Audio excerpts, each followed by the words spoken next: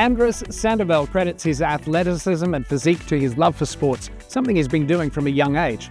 Our fitness guru, Raif Darazi, has more on Andres and his unique workouts.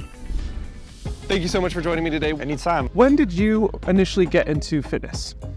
Oh man, I was always super active as a kid. I was one of those kids that didn't have a choice but to play outside because there just wasn't much to do inside the house. So I grew up skateboarding, messing around on BMX bikes, rollerblading, football, baseball, soccer, but eventually I fell into basketball and just fixated on it, went on to play high school and college basketball. And then once that ran its course, I sort of in a roundabout way got back into personal training and started working with people and guiding them through their fitness journey.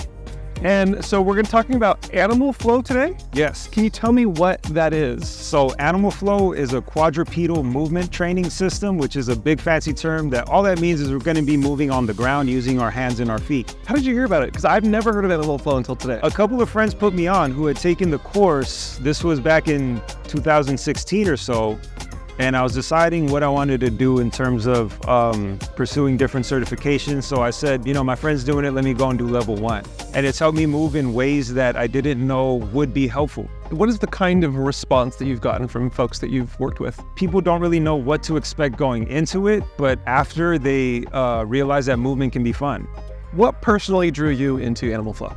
You know, I first thought it was just a collection of movements to be practiced and improved upon, and it is, but it also helped me connect with this concept of flow state, where you're moving and grooving and you're just kind of tuned out from all the other stuff that we tend to fixate on in our daily life. So it's just a break from the daily life and being able to connect movement and express energy through exercise, I think is something that a lot of people can benefit from. Why should someone who maybe they have their typical gym routine, they go to the gym, lift their weights, get on the treadmill, try something like this? Movement variability is key to maintaining longevity and increasing performance. So it doesn't necessarily have to replace your fitness routine, but it's complementary. Right, it's complementary, and I would argue that it enhances your movement. Yeah, I could see this, you mentioned longevity, being really beneficial for older folks who maybe are struggling with mobility and range of motion and things like that. There's a lot of information and studies that revolve around one's ability to move. And as we get older, the ability to just squat, sit down, stand up is a big determinant of how long we're going to be around. Are there animal sounds associated with it? You can make whatever sound you want, but I'm not going to tell you to make any sound. Sounds good. All right, well, I'm looking forward to you showing us some Animal Flow today. All right, let's get to it. Okay, Raif, go and interlace your fingers just like this. Squeeze them together with a little bit of tension. Start rolling some forward circles. Try to get those circles as big as you can. And now extend your arms. That's just going to change how that feels as it goes through those wrists and forearms. And bringing it down to the floor, go ahead and come down into our static beast position with the knees under the hips. All right. From there, go ahead and lift your knees about an inch off the ground. And let's take a forward step with that left hand and right foot. Let's try to get the hand and the foot to lift at the same time, travel the same distance, and land at the same time. Okay, so moving into our side kick through, go ahead and set that same beast position. Now, as you get your knees off the ground, we're going to rotate our body and step on the heel with your right foot. Pull that elbow back and imagine pulling your toes away from your elbow and creating body tension.